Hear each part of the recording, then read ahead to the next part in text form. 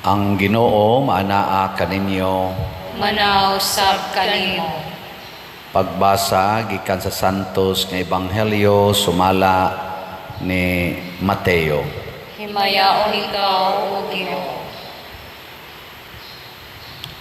Unya miadto si Jesus sa yuta dool sa lungsod sa Cesarea Filipo ug didto nangutana siya sa iyang mga tinun-an sumala sa mga tao kinsa man ang anak sa tao. Sila mitubag, may nag-ingon nga siya mao si Juan nga magbubunyag, ang uban nag-ingon nga siya mao si Elias, samtang ang uban nag-ingon nga siya mao si Jeremias o laing propeta.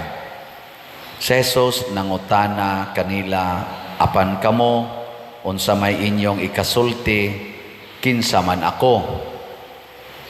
Og mitubag si Simon Pedro, ikaw mao ang Mesiyas, ang anak sa Dios nga buhi. Giingnan siya ni Jesus, Simon anak ni Jonas, bulahan kagayod, kay kining maong kamatuuran wala moabot kanimo gikan sa bisan kinsang tao, kundili gihatag kanimo sa akong amahan nga atua sa langit. Busa, sultihan ko ikaw si Pedro, og ibabaw ni ining bato, tukuron ko ang akong simbahan, og bisan gani ang kamatayon, dili gayod makabuntog niini. Ihatag ko kanimo ang mga yawi sa gingharian sa langit, ang imong idili dinhi sa yuta, idili usab didto sa langit, ug ang imong itugot dinhi sa yuta, itugot usab didto sa langit. Ang Ebanghelyo sa Ginoo. Daygon ikaw, O Kristo.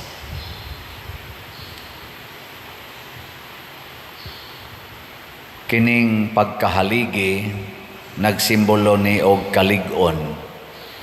Si Pedro ug si San Pablo tawag sila duha ka haligi sa simbahan nga Katoliko.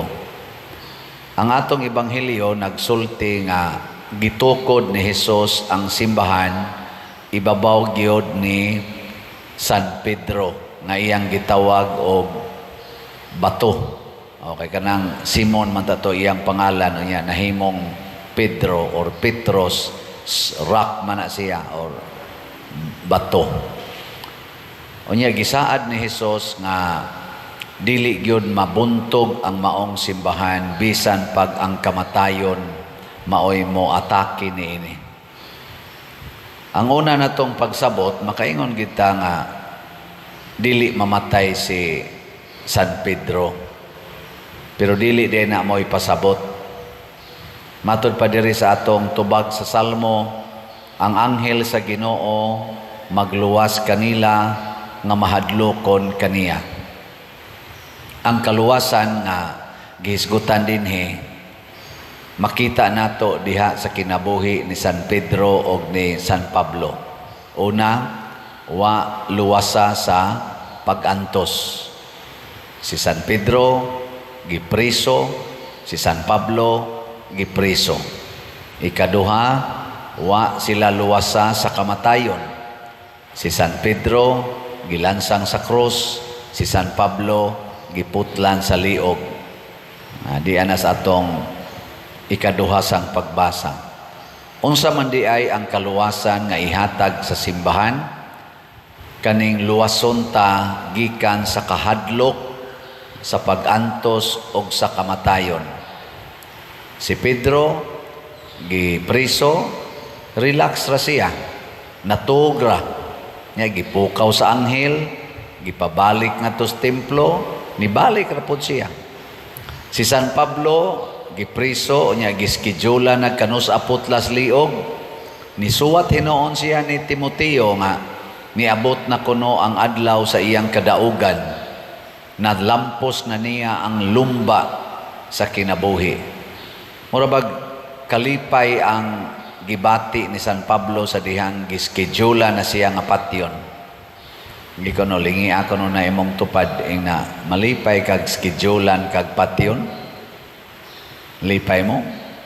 Di man gani mo malipay taktakos trabaho. Labaw na yung patyon. Ang ato karong mga leaders sa atong nasod, ma Marcos man o ma Duterte o ma diri sa mga tawagan ng ilang lini nga side. Musta ka sila? Ma national man or ma local nga leaders.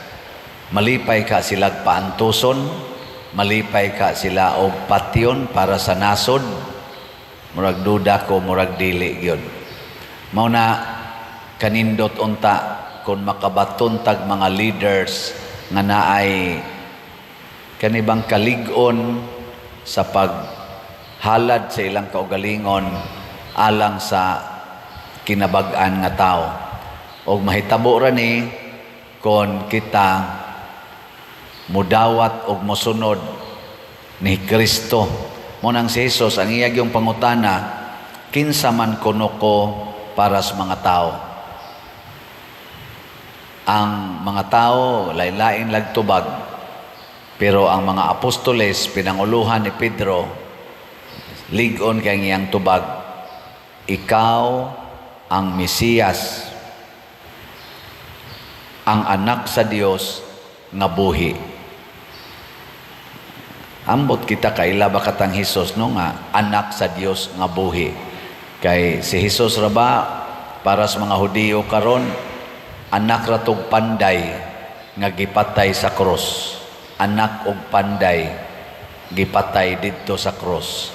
Ang tubag ni Pedro, anak sa Dios nga buhi. Mga igsoon, kung mao na ni ang atong tubag, ang resulta sad sa mas mga santos, sa mas gidangatan aning atong mga santo sa Pilipinas, San Pedro, San Lorenzo, dili na sadta mahadlok nga mamatay. Di na sadta mahadlok nga magantos. Nahinomdom ko pag ordin ako pagkapari ang akong kantamisa, pista ni San Pedro ug San Pablo. Kaning ni arong atong gisaulog 21 years ago. Ana. Unsa may akong gibati sa dihang naghimo ko sa akong kantamisa, dito ko nidangop ni Mama Mary, ang Virgins Guadalupe. Ingon ko, mahal nga Birhen, tabangi taon ko nga di ta ko mahadlok magantos og mamatay aning akong gisudlan nga bukasyon sa pagkapari o kining gasas pagkapari ako unta ning mapuy-an hangtod jud ko mamatay. Sa inyong paminaw 21 years naman ko karon, inyong tan-aw nakapuyo ba ko sa akong pagkapari? Secret. Mao na siya. Unsay atong commitment sa kinabuhi, anha ta diha magantos, anha sa ta diha mamatay, pero ang kaluwasan nga ihatag sa Ginoo nato lig-unon taniya. Mo nang dita maghuna-huna nga ug magantos na ta nga wa ta tabangis Ginoo, gitabangan ta pero dili lawasnon. Mo na iampo nato nga magpadayon unta ang kalig-on sa atong mga leaders, labi na sa atong mga Katoliko nga mga leaders nga naa karon sa gobyerno, naas mga dagkong posisyon nga lig-on unta silang muantos og magpakamatay para gyud sa kaayuhan sa tanan. Dili mupaantos labaw sa tanan, dili unta sila mupatay. Atong ipadayag ang atong pagtuo.